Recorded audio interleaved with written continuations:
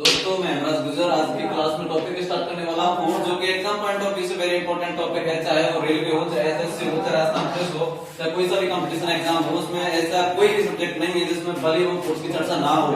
जहाँ पर मैं बल को कैसे प्रकट समझाते हैं, जब हम कक्षा 7th या 8th में पढ़ते थे तो बल की परिभाषा हम देते थे किसी वस्तु को धक्का देने या खींचने को बल कहते हैं, जबकि ये रियलिटी में परिभाषा सही नहीं है। यदि कंपटीशन लेवल पर यदि हम बात करें तो बल की परिभाषा होती है ऊर्जा का वह प्रारूप जिसे किसी वस्तु पर स्थापित करने पर या प्रारूप देने पर उसकी संरचना या आकृति में जो परिवर्तन होता है उसे बल कहते हैं। ऊर्जा का वह प्रारूप जिसे किसी वस्तु पर अध्यारोपित करने पर जिसे किसी वस्तु पर अध्यारोपित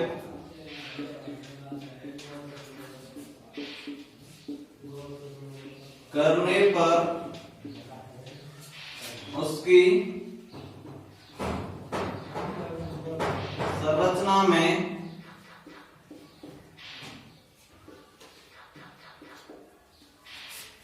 परिवर्तन आ जाए।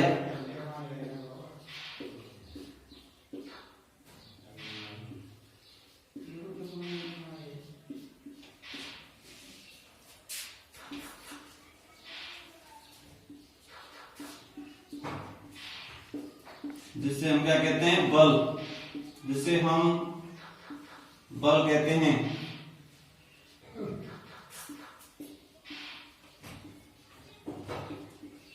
बल कहते हैं ऊर्जा का वह प्रारूप जिसे किसी वस्तु पर अध्यारोपित करने पर उसकी संरचना में परिवर्तन आ जाए तो उससे हम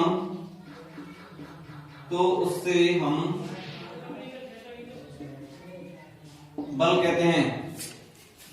बल का ऐसा ही मात्रक, बल का ऐसा ही मात्रक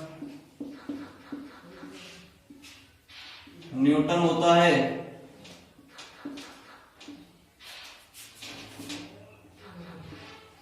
न्यूटन होता है। बल का ऐसा ही मात्रक क्या आता है, न्यूटन। ये एक कैसी राशि है, ये एक सदिश राशि है।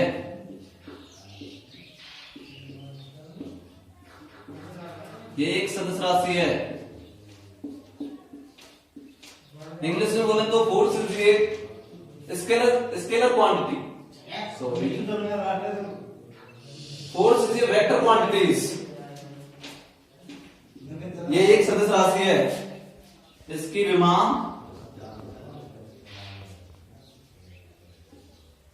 विमा की बात करें,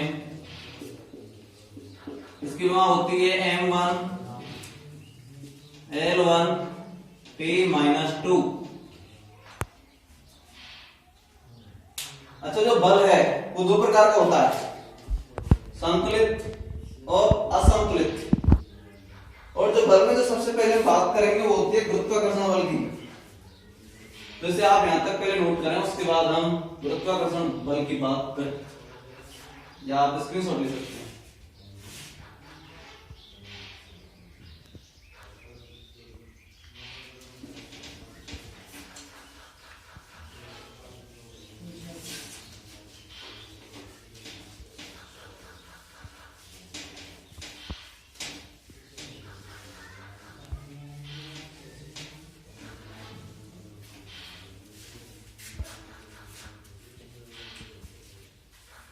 तो दोस्तों अब हम बल के प्रकार की बात करते हैं। बल के प्रकार, पहले प्रकार की बात करेंगे गुरुत्वाकर्षण बल। गुरुत्वाकर्षण बल। और दूसरे की बात करेंगे घर्षण बल।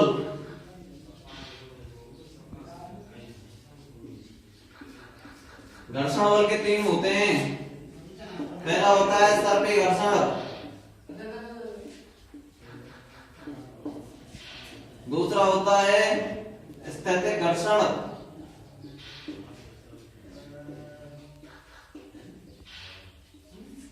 तीसरा होता है लोटने घर्षण।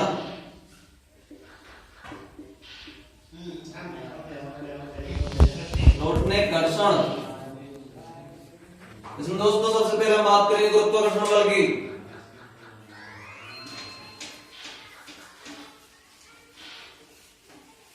गुरुत्वाकर्षण बल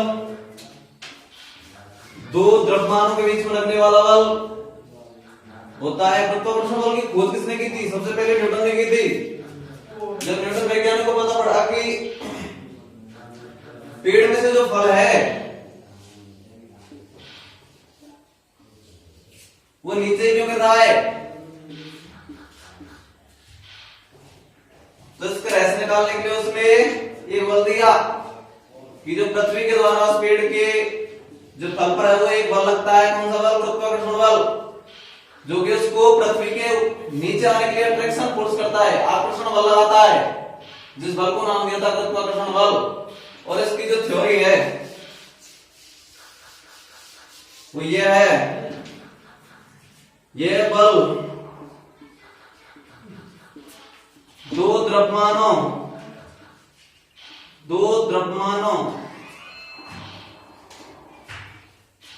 के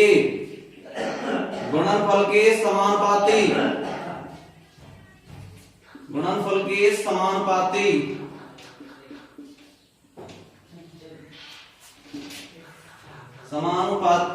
एवं उनकी बीच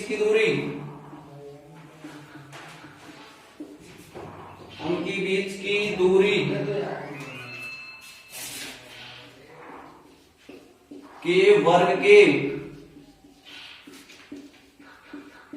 व्युत्क्रमानुपाती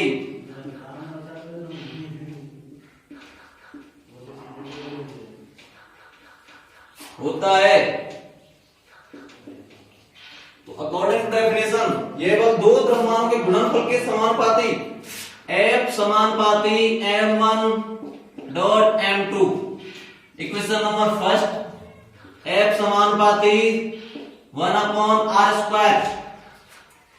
समीकरण सेकंड, यदि हम बात करेंगे समीकरण फर्स्ट और सेकंड से,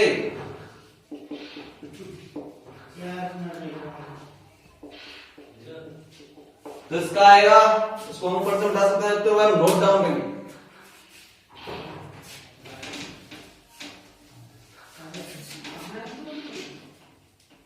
तो समीकरण 1 और 2 से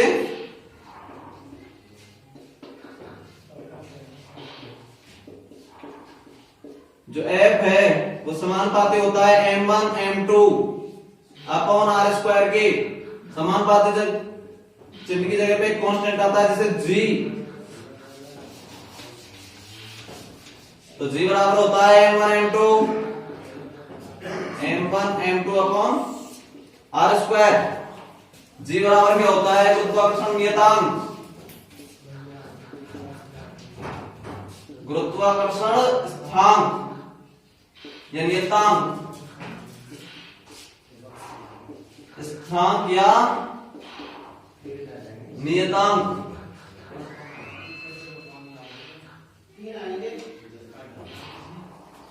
तो इसको हम यहां से नोट कर सकते हैं, इसको हम यहां से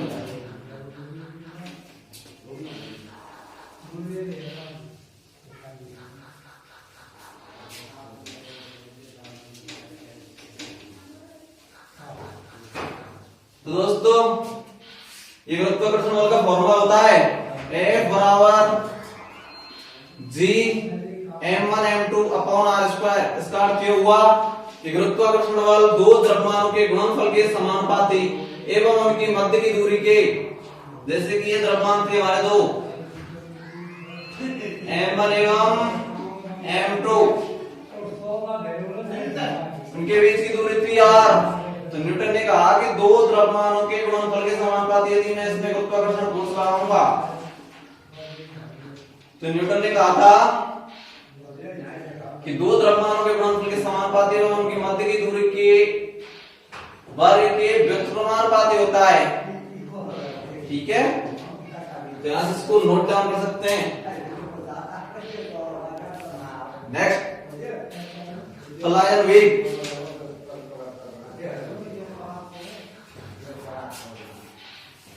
पलायन वेग, पलायन वेग को इंग्लिश में बोले तो एस्केप वेलोसिटी, एस्केप वेलोसिटी। ये क्या होती है दोस्तों?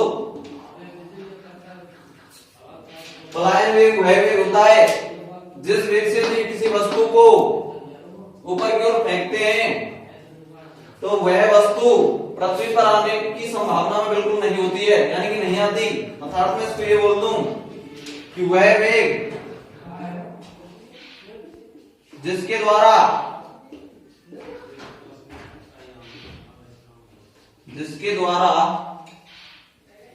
किसी वस्तु को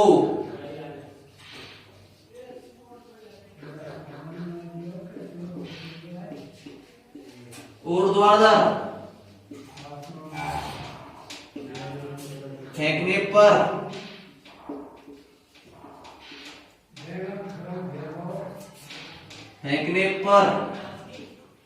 वह पृथ्वी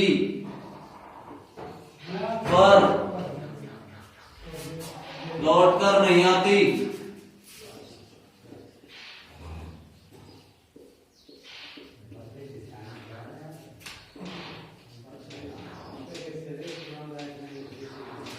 इसका मान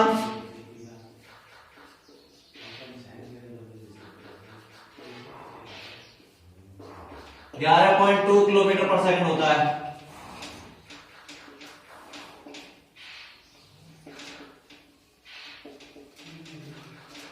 यदि पुराण को भी यदि इससे नरेट करें कि पलायन वेग के अनुसार जब हमने जो हाथी फेंके थे शायद वो पलायन वेग से फेंके होंगे जो कि पृथ्वी पर आज तक वापस नहीं आए, जबकि साइंस इस बात को नहीं कहता कि वो कौन से वेग से फेंके होंगे, लेकिन यदि इस वेग से यदि फेंके होंगे तो वो वापस पृथ्वी पर नहीं आए। तो अनुमान लगाया जाता है कि शायद वो हाथी पलायन वेग से ही फेंके होंगे। ठीक है दोस्तों, आप इसको नोट करें। Next topic start.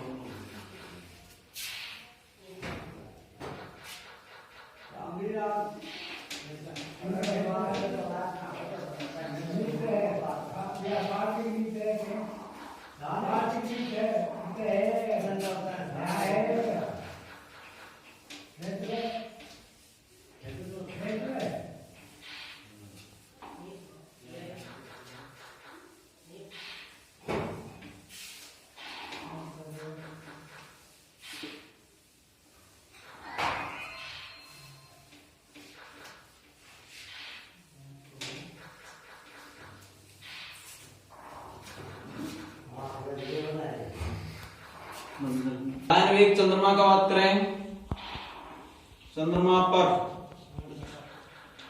या चंद्रमा का, तो चंद्रमा का जो पलायन वेग है, चंद्रमा का पलायन वेग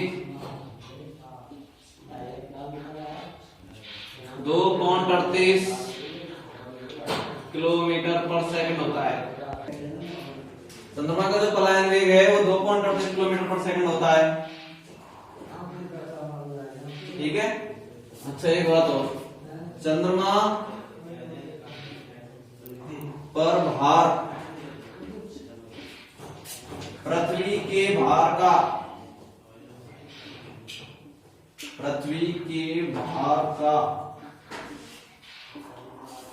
1/6 गुना होता है।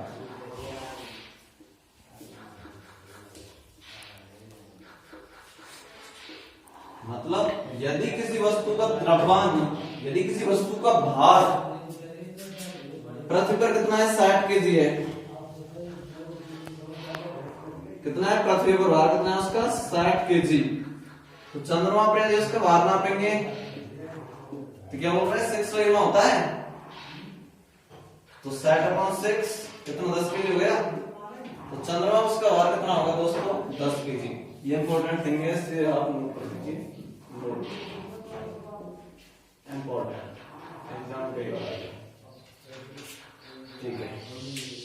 तो परसों से और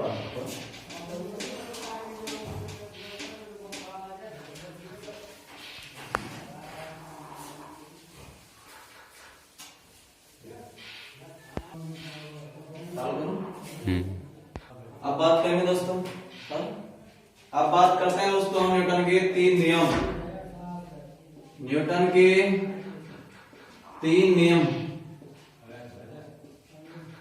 3 नियम। जो पहला नियम है वो होता है जड़त्व का नियम। जड़त्व का नियम जिसे हम क्वेश्चन में कहते हैं पहला नियम, प्रथम नियम।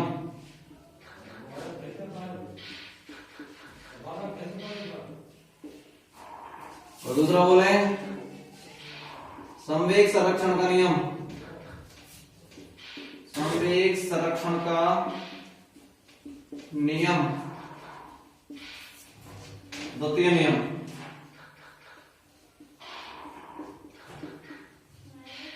और तृतीय जो नियम है, तृतीय नियम है दोस्तों हमारा क्रिया प्रतिक्रिया का नियम।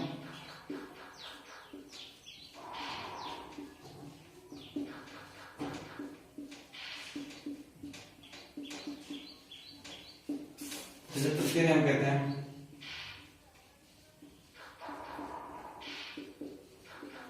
अब दोस्तों हम पहले नियम की व्याख्या करेंगे, जड़त्व का नियम। जड़त्व क्या होता है और जड़त्व को ही, जड़त्व के नियम को ही प्रथम नियम कहते हैं। संवेग संरक्षण का नियम क्या होता है, इसे द्वितीय नियम कहते हैं। क्रिया प्रतिक्रिया क्या होता है, इसे तृतीय नियम कहते हैं। तो पहले हम जड़त्व के नियम की बात करते हैं, जिसे इंग्लिश में कहते हैं इनर्शिया। इनर्शिया। फिर जड़त्व को समझें। जड़त्व के अनुसार जो वस्तु स्थिर है वह स्थिर रहना चाहती है। यदि इसमें कोई परिवर्तन किया जाए तो उसको क्या करती है, वो विरोध करती है। वो जड़त्व का नियम है। पहला नियम, जो वस्तु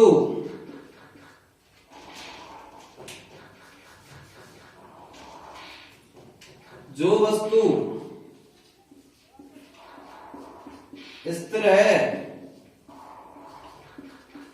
वह स्थिर रहना चाहती है। जो वस्तु स्थिर है वह स्थिर रहना चाहती है, और जो वस्तु गतिशील है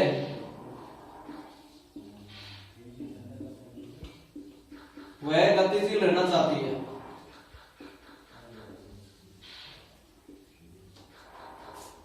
गतिशील रहना चाहती है। ये नियम क्या है, जड़त्व का नियम है। जड़त्व का नियम क्या कहता है कि जो वस्तु स्थिर है वह स्थिर रहना चाहती है, और जो वह गतिशील है वह गतिशील रहना चाहती है। यदि इसकी अवस्था में परिवर्तन किया जाए, यदि इसकी अवस्था में परिवर्तन किया जाए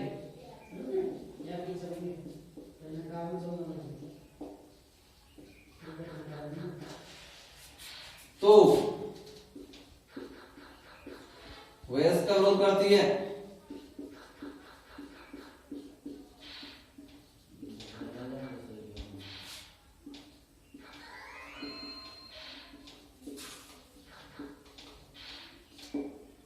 जड़त्व दो प्रकार का होता है दोस्तों,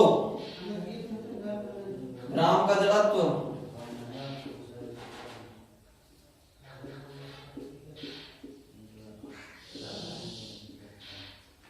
दूसरा होता है गतिशील जड़त्व।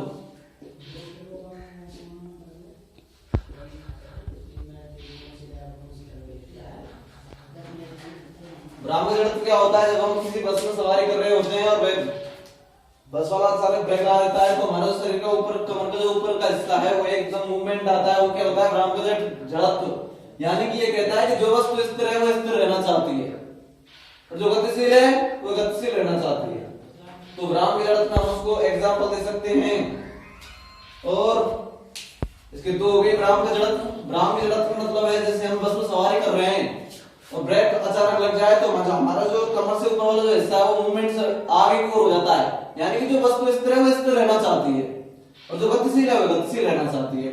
जैसे कि हम किसी कमर में डंडे मारे तो दोस्तों कमर तो स्थिर रहता है, लेकिन उसमें से जो कण है धूल के वो निकल जाते हैं, वो क्या कर रहे हैं, उसका विरोध करते हैं। तो इसके एग्जांपल हम ऊपर नोट करते हैं। अब इसे नोट कीजिए, नोट डाउन।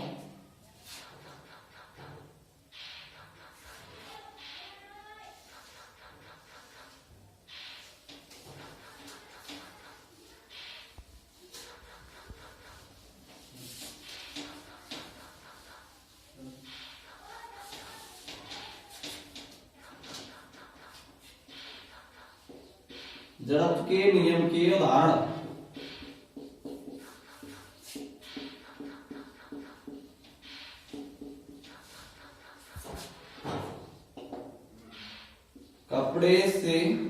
कपड़े में डंडे मारकर धूल की कणों का निकलना।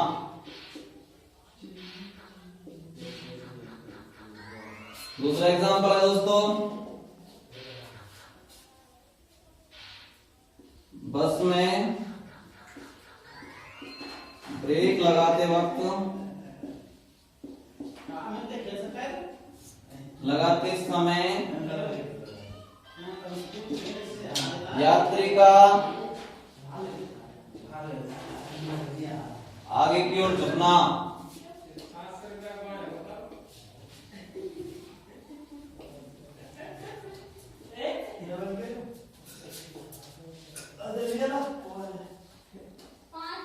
और तीसरा नियम ले सकते हैं हम,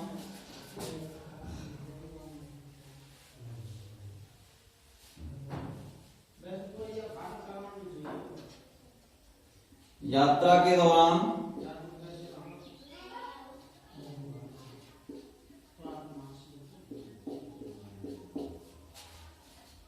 जब अचानक बस आगे चलती है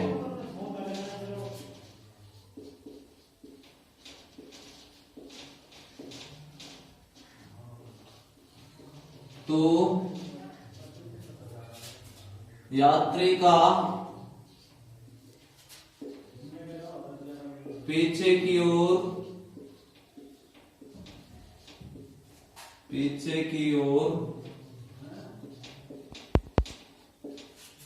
गिरना। तो ये एग्जांपल है दोस्तों जड़त्व के नियम के, यानी कि न्यूटन का पहला नियम फिनिश कर दिया हमने आज। यानी कि इसका अर्थ है जो वस्तु स्थिर रहना चाहती है वो स्थिर रहना चाहती है, जो वस्तु गतिशील है वो गतिशील रहना चाहती है। यदि इसके गुण में यदि परिवर्तन किया जाए तो इसका विरोध करती है, और विरोध करने के कारण न्यूटन के पहले नियम की उत्पत्ति होती है। जैसे जड़त्व का नियम कहा, जड़त्व नियम के 3 एग्जांपल हो गए, और न्यूटन के दूसरे नियम की बात करने जा रहे हैं, जब तक आप इसे नोट कर सकते हैं।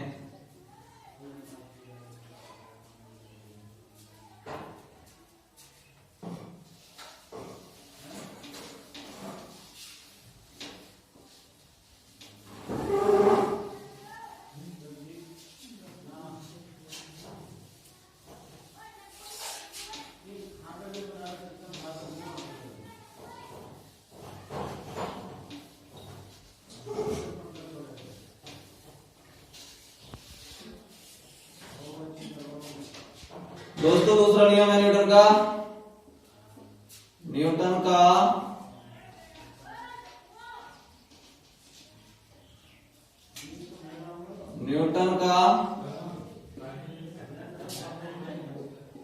द्वितीय नियम।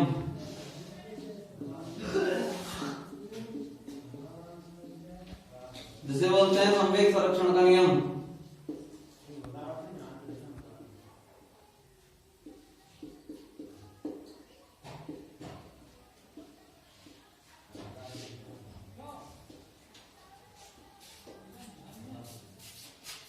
इसका अर्थ समझ, संवेग संरक्षण का नियम क्या है? इसमें संवेग जो है वो कांस्टेंट राशि रहती है। कैसे?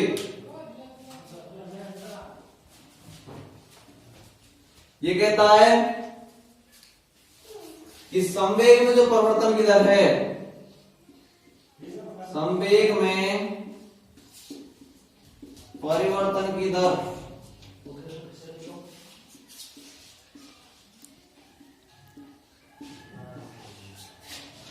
बल के बराबर होती है।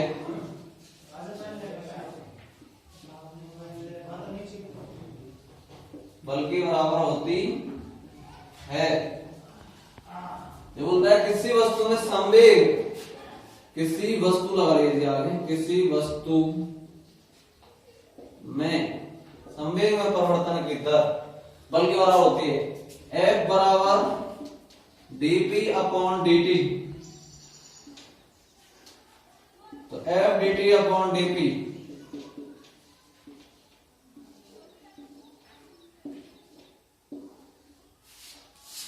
न्यूटन के दूसरे नियम का यूज कहां होता है?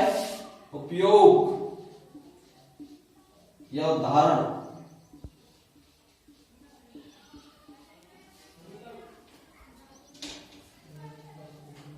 इसका उदाहरण है खिलाड़ी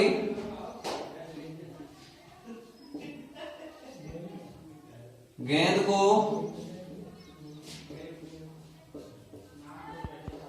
कैच करते समय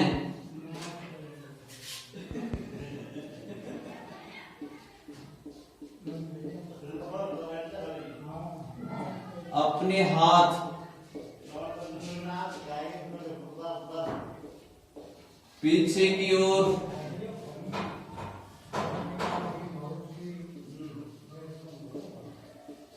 नीचे खींचता है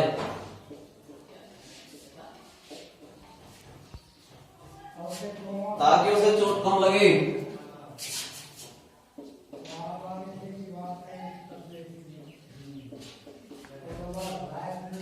हाथ में चोट कम लगे।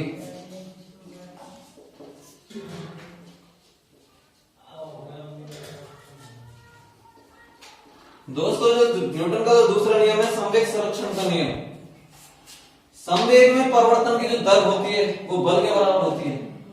F बराबर dt/dt। फिर यहाँ किसको नोट करता है? संवेग को। संवेग में समय के साथ परिवर्तन होता है। dt क्या है? समय। संवेग में परिवर्तन की दर बल के बराबर होता है। दूसरा उदाहरण क्या है इसका? खिलाड़ी जो है वो गेंद को कैच करते समय अपने हाथ को पीछे की ओर ले जाता है ताकि उसके हाथ में चोट कम लगे। ये इसका एग्जांपल है।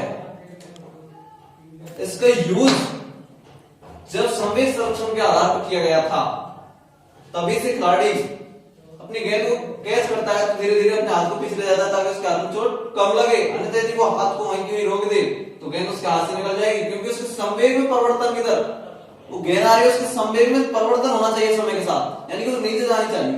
यदि हम संवेग में परिवर्तन नहीं करेंगे तो खिलाड़ी के हाथ में जो है चोट लग जाएगी। जिससे बचने के लिए हम न्यूटन के द्वितीय नियम का, जिस संवेग संरक्षण के नियम का यूज करते हैं। तो फ्रेंड्स, आप इसे एक एग्जांपल को नोट कर सकते हैं।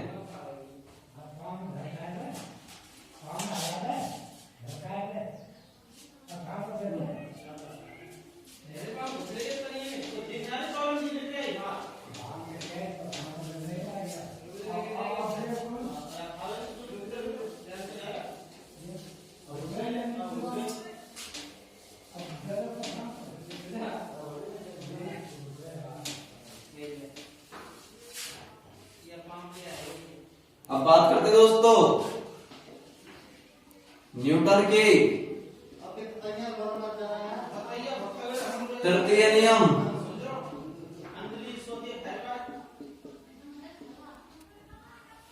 जिसे हम क्रिया प्रतिक्रिया, एक्शन रिएक्शन, क्रिया प्रतिक्रिया बल,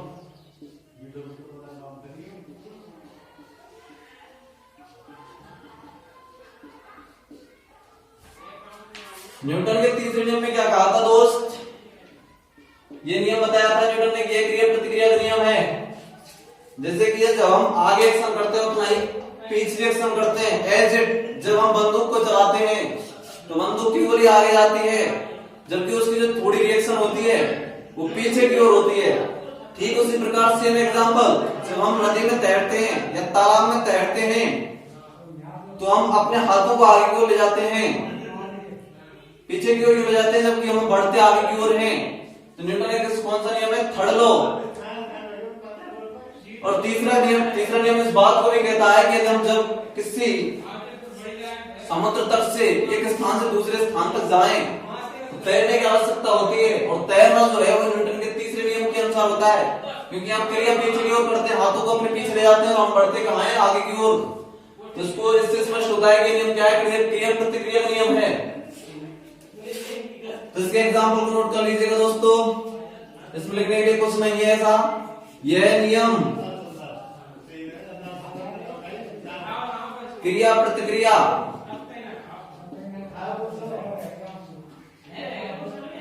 कृत्य प्रतिक्रिया का नियम है जिससे स्पष्ट होता है, जिससे स्पष्ट होता है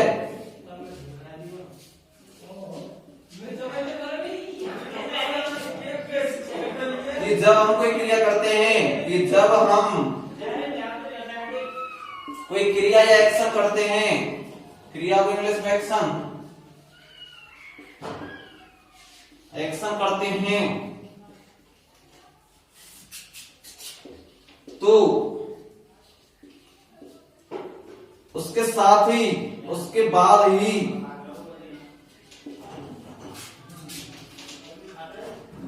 प्रतिक्रिया होती है।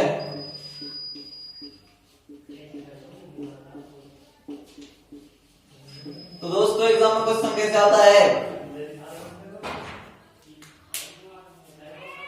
एग्जाम में क्वेश्चन आता है कि जब बंदूक की गोली, जब हम बंदूक को चलाते हैं, जब बंदूक की गोली आगे जाती है, तो बंदूक की गोली आगे जाती है जबकि बंदूक में झटका पीछे लगता है, तो यह न्यूटन के किस नियम पर बेस है या किस नियम पर आधारित है?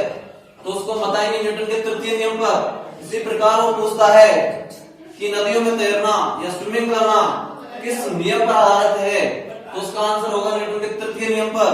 और वो ये भी पूछ सकता है दोस्तों कि यदि तालाब के एक किनारे से दूसरे किनारे पर जाएं तो हम किस माध्यम से जा सकते हैं? तो दोस्तों इसका ठोस नियम है कि हम तैर के जाएंगे, तो तैरने के ऊपर क्या होता है? न्यूटन का तृतीय नियम, जो क्या कहता है? क्रिया प्रतिक्रिया का नियम। जितनी हम एक्शन आगे करते हैं, जस्ट इसके विपरीत प्रतिक्रिया हमें पीछे करनी होती है।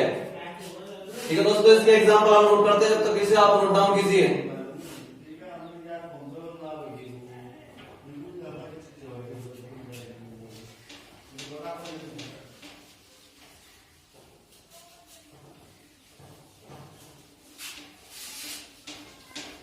इसके उदाहरण देख लीजिए।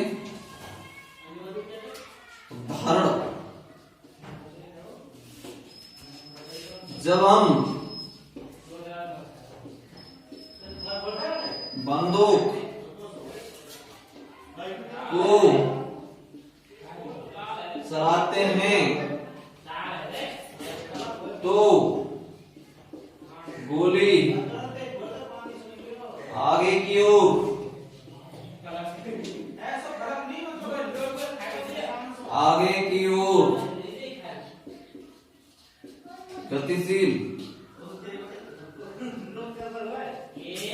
होती है, जबकि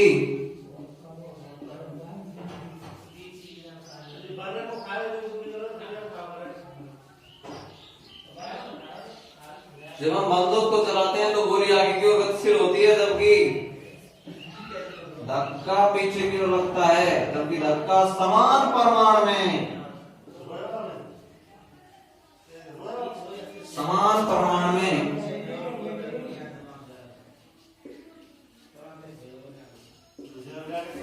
पीछे की ओर लगता है।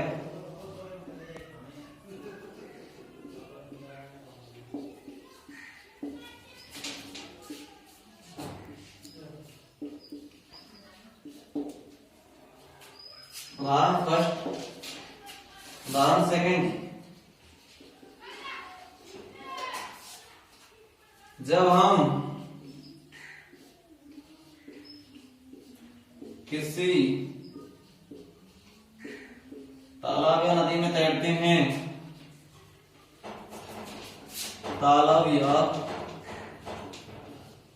नदी में तैरते हैं तो हाथों को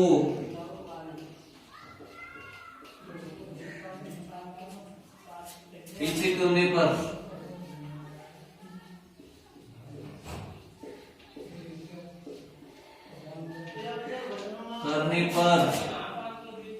आगे की ओर बढ़ते हैं।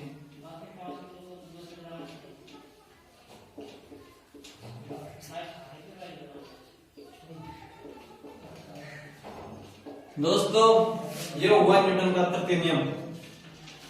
अब न्यूटन के हमने तीनों नियमों की बात कर ली। अब नोट डाउन कीजिए। इसके अलावा हम बात करेंगे घर्षण के लिए, क्योंकि घर्षण मैंने आपके लिए 3 तरीके को बताया था, सर पे घर्षण, सत्य घर्षण और लोटने घर्षण। तो हम बात करते हैं घर्षण क्या होता है, तब तक क्या आप इसे नोट डाउन।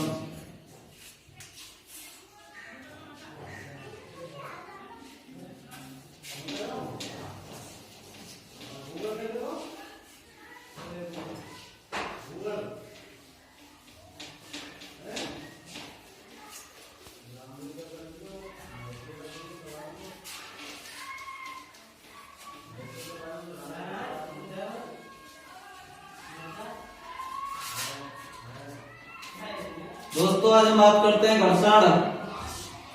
घर्षण को इंग्लिश में बोलते हैं फ्रिक्शन।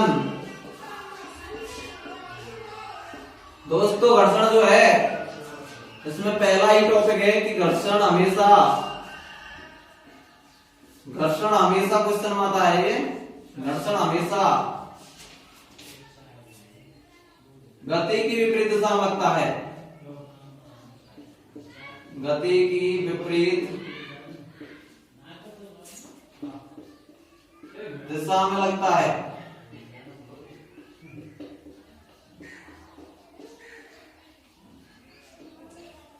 और घर्षण क्या होता है, दो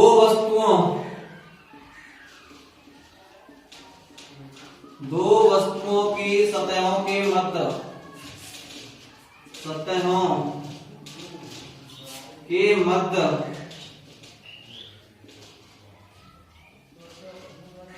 लगने वाला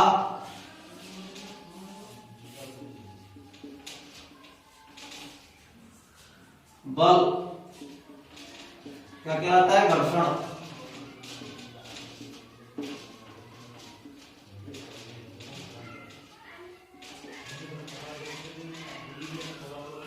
दो वस्तुओं की सतहों के मध्य लगने वाला बल क्या होता है, घर्षण कहलाता है। ऐसे हम बोलते हैं दो वस्तुओं के मध्य लगने वाला,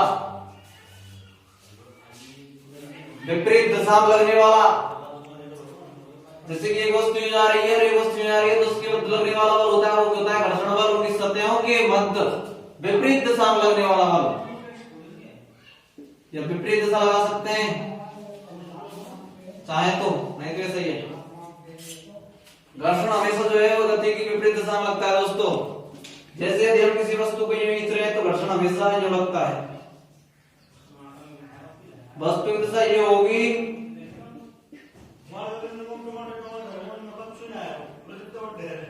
तो घर्षण की दिशा क्या होगी,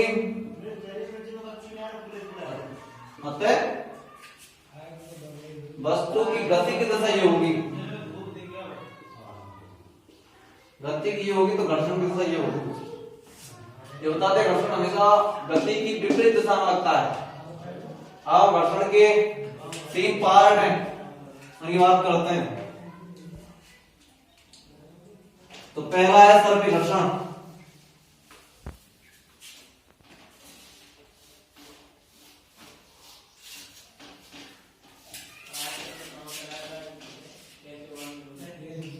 सर्पी घर्षण क्या होता है दोस्तों,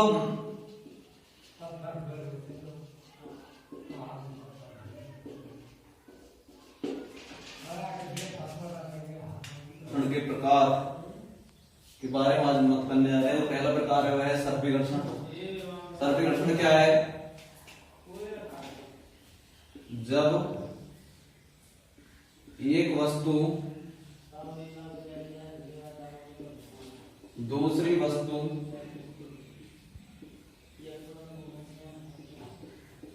के संपर्क में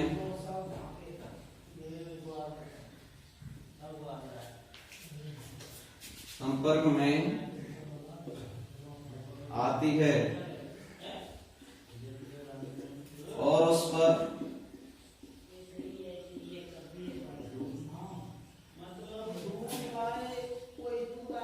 फिसलती है,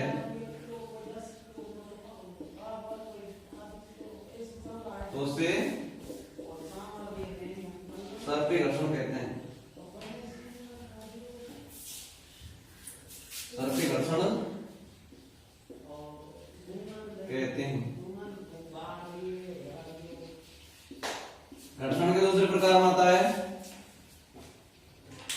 घर्षण,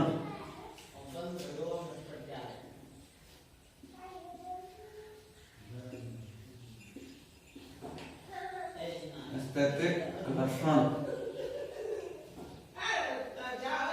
स्थैतिक घर्षण क्या है? जब एक वस्तु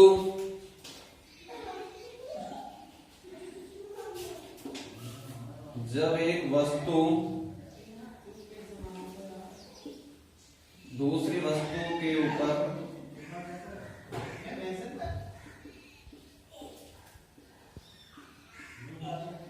वस्तु के ऊपर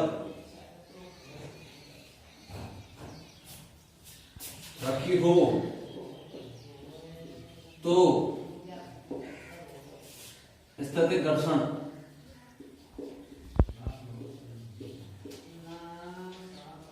कहलाता है। तो उसकी सतहों के मध्य लगने वाला, तो उसकी सतहों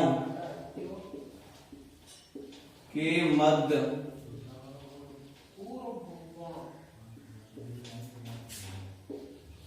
लगने वाला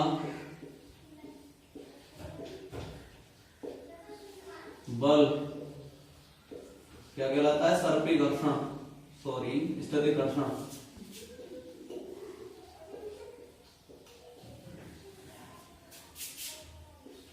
घर्षण कहलाता है।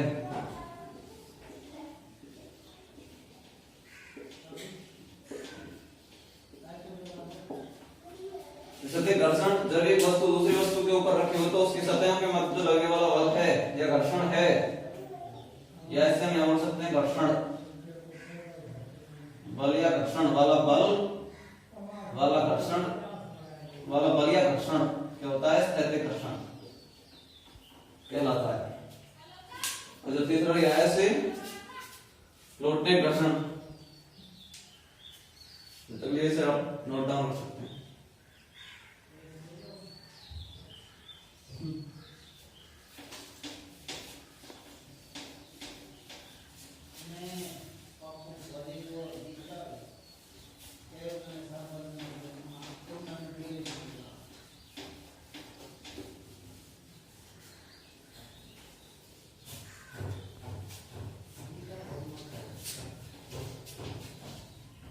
तीसरा है दोस्तों लौटने घर्षण।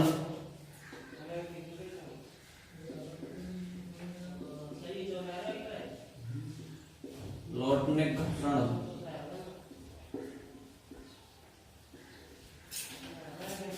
लौटने घर्षण लौटने घर्षण क्या है?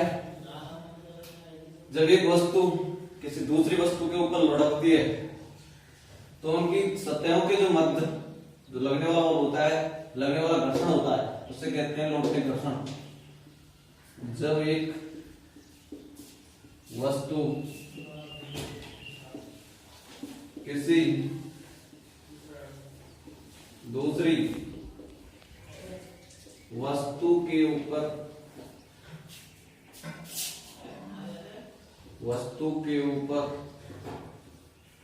लुढ़कती है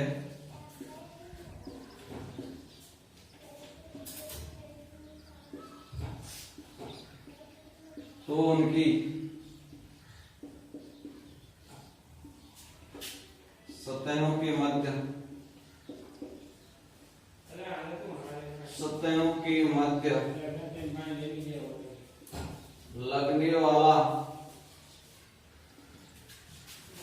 लगने वाला घर्षण क्या कहलाता है? लौटने घर्षण। लौटने घर्षण कहलाता है।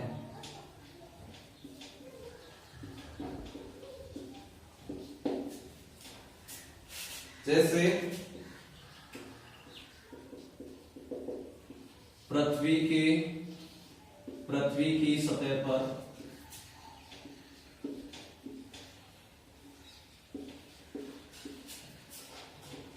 गेंद का लुढ़कना आप इसे यहां तक नोट डाउन कर सकते हैं और नोट पॉइंट भी आप कर सकते हैं। चिकनी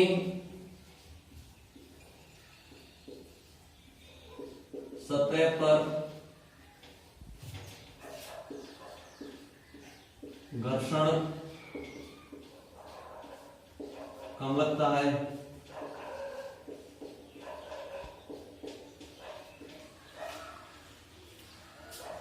जबकि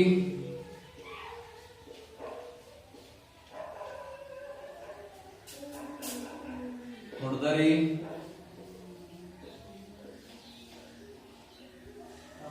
सतह पर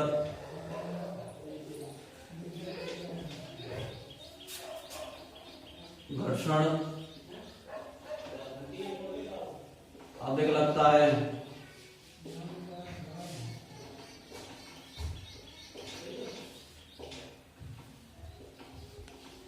आप इसे नोट डाउन कर सकते हैं।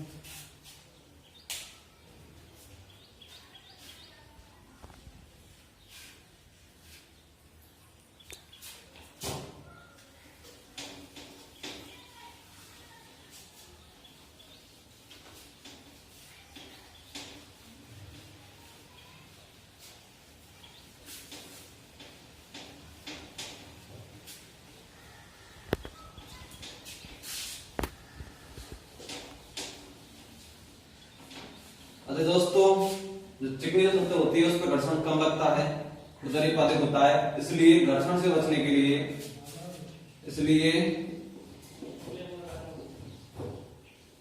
घर्षण से बचने के लिए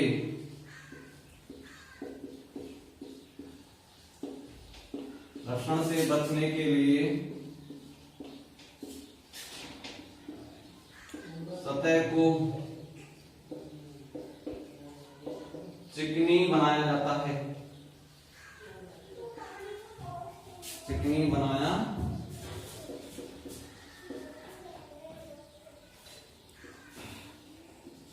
जाता है।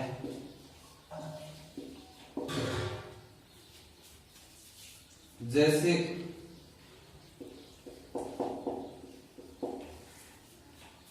पंखे में, बॉल बियरिंग में,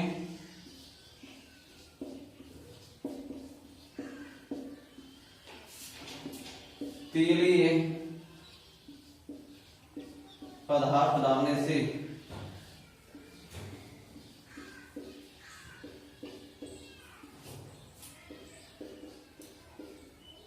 या उसमें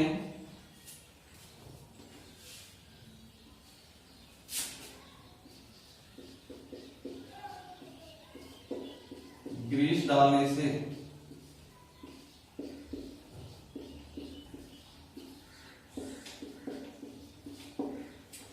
घर्षण कम हो जाता है।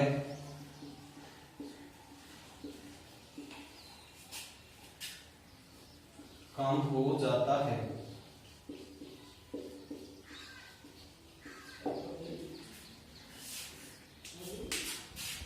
दोस्तों, घर्षण के आपके लिए सभी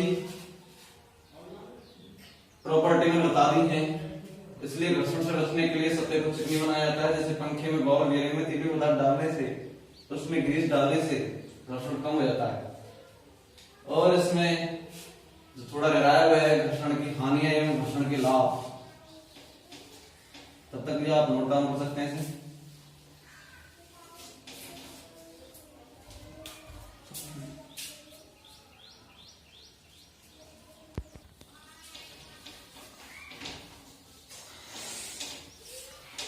दोस्तों, हमने पढ़ा घर्षण कितने प्रकार के होते हैं। घर्षण के प्रकार होता है 3: सर्पी घर्षण, स्थितिक घर्षण और लोटनिक घर्षण।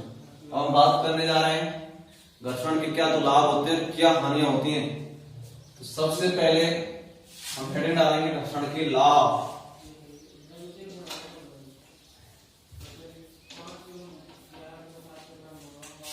घर्षण के लाभ।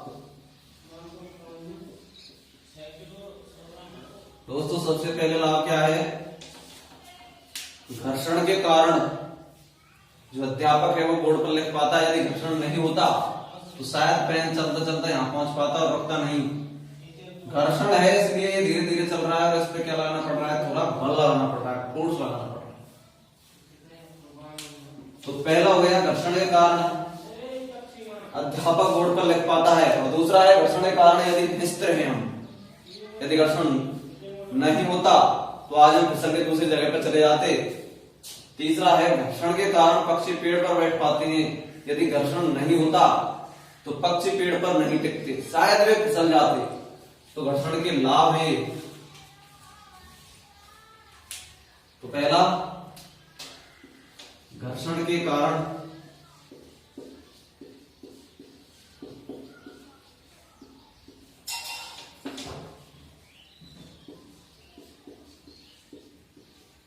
अध्यापक बोर्ड पर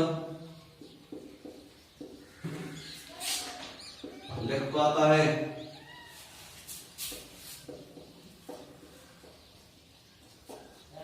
दूसरा है घर्षण के कारण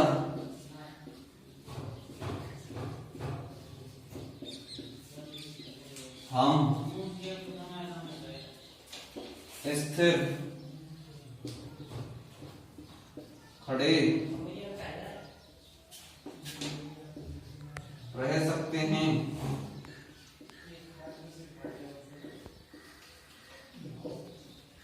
तीसरा है दोस्तों घर्षण के कारण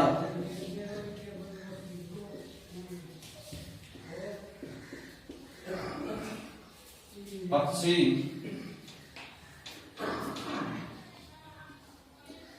पेड़ पर बैठे रहते हैं। दोस्तों यदि घर्षण नहीं होता तो जो बोर्ड अध्यापक जो बोर्ड पर लिखा है वो पेन चलता ही रहता। यदि घर्षण नहीं होता तो हम इस तरह खड़े नहीं रह पाते, हम शायद जमीन पर फिसलते रहते। यदि घर्षण नहीं होता तो घर्षण के कारण पक्षी जो है वो पेड़ पर बैठे नहीं रहते, शायद वे फिसल जाते। इसलिए घर्षण का होना क्या है, अनिवार्य है। इसी प्रकार घर्षण के कुछ हानि भी हैं, उसे हम आपके लिए बताएंगे, तब तक के लिए आप इसे नोट डाउन कर सकते हैं।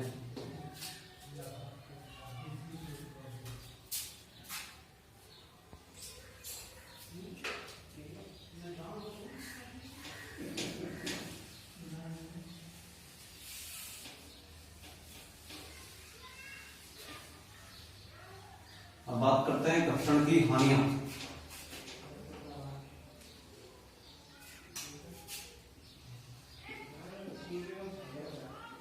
घर्षण की हानियां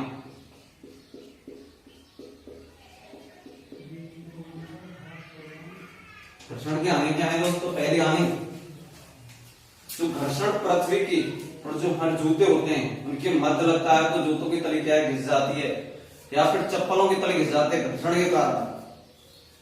दूसरा, घर्षण के कारण यदि हम दौड़ करते हैं तो हमें थकान महसूस होती है, क्योंकि पृथ्वी की सतह और जूतों के जो मध्य जो बल लगता है घर्षण बल, जो कि बहुत अधिक होता है, जिससे हम दौड़ करते करते थकान महसूस करते हैं। घर्षण के कारण जो है वो पक्षियों का जो मुंह है वो पैना यानी कि आगे से नुकीला बनाया जाता है, ताकि उनके मध्य घर्षण कम लगे। जब भी वायु में उड़े तो उनके मध्य जो घर्षण है वो अधिक लगता है, इसलिए उनकी जो चोंच होती है वो पैनी यानी कि नुकीली बनाई जाती है। तो पहली हानि क्या है दोस्तों, घर्षण के कारण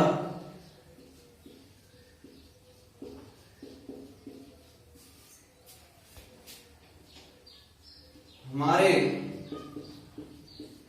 जूते या चप्पलों की तली घिस जाती है।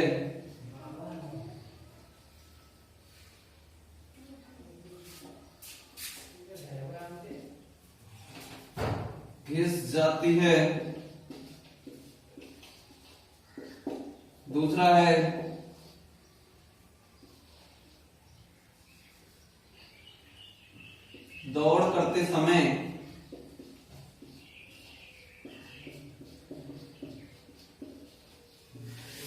जल्द ही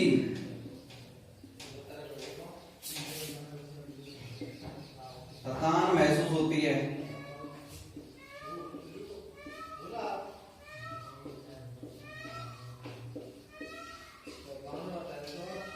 थकान महसूस होने का कारण है कि जो चप्पलों या जूतों के मध्य और पृथ्वी की सतह के मध्य जो घर्षण लगता है, जिसके कारण हमें अधिक बल लगाना पड़ता है, अधिक फोर्स लगाना पड़ता है दौड़ने के लिए, जिसके कारण हम क्या है, थक जाते हैं। और तीसरा है घर्षण के कारण ही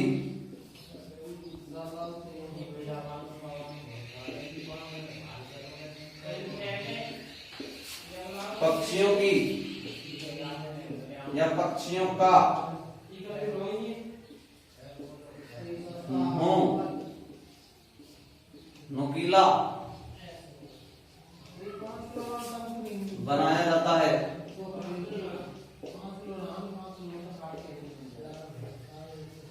दोस्तों, यदि पक्षियों का मुंह नुकीला नहीं हो तो उन्हें अधिक घर्षण लगता है। अधिक घर्षण के कारण वे ज्यादा समय तक आसमान में नहीं उड़ पाते।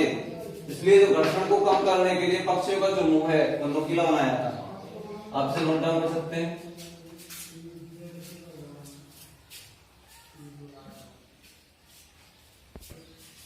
दोस्तों, घर्षण खत्म हुआ आज हमारा। इसके बाद नेक्स्ट टॉपिक स्टार्ट करते हैं, उत्प्लावन बल।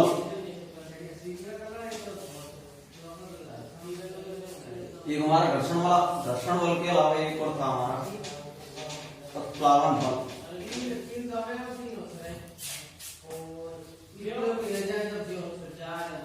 उत्प्लावन बल क्या होता है दोस्तों? उत्प्लावन बल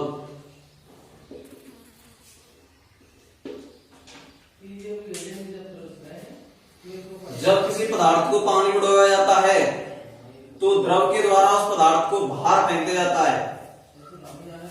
वो क्या कहलाता है? उत्प्लावन बल। जब किसी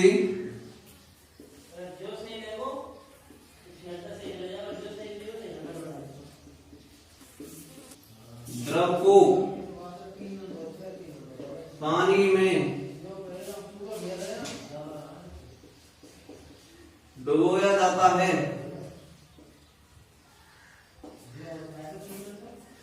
जब किसी पदार्थ को,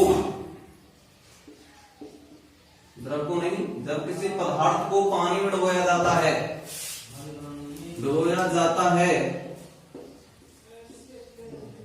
तो पानी के द्वारा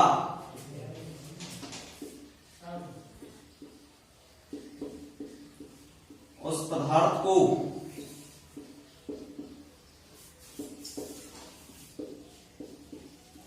बाहर फेंक दिया जाता है।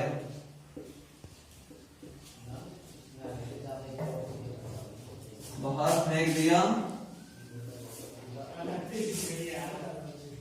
जाता है, जिसके कारण उस पदार्थ का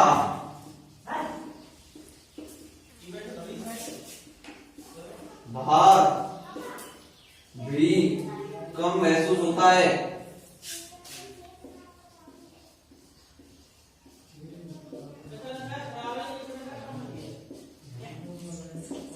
इसका उदाहरण है दोस्तों, पानी में नाव का तैरना।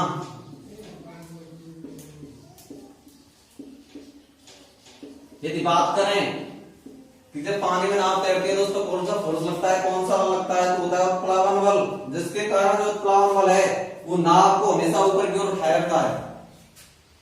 कौन सा बल? उत्प्लावन बल।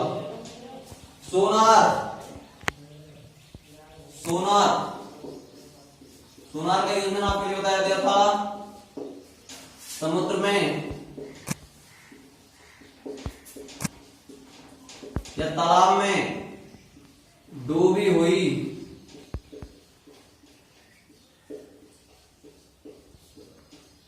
वस्तु का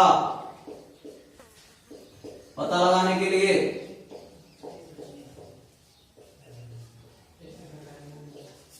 पता लगाने वाला उपकरण।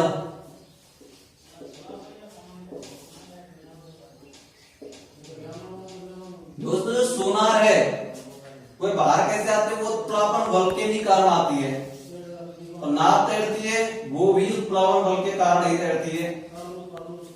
उत्प्लावन बल है क्या, जब किसी पदार्थ को पानी में डुबाया जाता है तो पानी के द्वारा उस पदार्थ को बाहर फेंक दिया जाता है, जिसके कारण उस पदार्थ का भार भी कम महसूस होता है। तो वो कौन सा बल है, उत्प्लावन बल। उत्प्लावन बल के कारण ही पानी नाव में तैरती है, पानी में नाव तैरती है। और सोनार जो कि समुद्र में डूबी वस्तुओं को पता लगाने वाला उपकरण होता है, वो भी सोनार जो है वो उत्प्लावन बल के कारण ही समुद्र से बाहर आता है। और जो सोनार है वो आर्किमिडीज के सिद्धांत पर कार्य करती है। सोनार आर्किमिडीज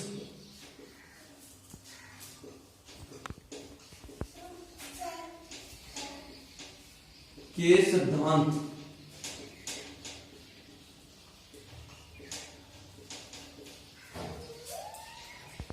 पर कार्य करती है।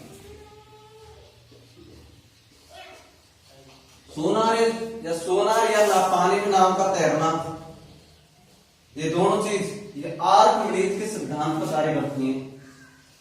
आर्किमिडीज का सिद्धांत क्या था, उत्प्लावन बल वाला, कि जब किसी वस्तु को द्रव में डुबाया जाता है तो द्रव के द्वारा उस वस्तु को बाहर फेंक दिया जाता है, तथा पदार्थ जो है उसका द्रव्यमान भी, पदार्थ को जब पानी डुबाते हैं तो उसका द्रव्यमान भी कम महसूस होता है। किस कारण, उत्प्लावन बल के कारण। तो ये क्या है, आर्किमिडीज का सिद्धांत भी है। ठीक है, दर्ज नोट डाउन कीजिए।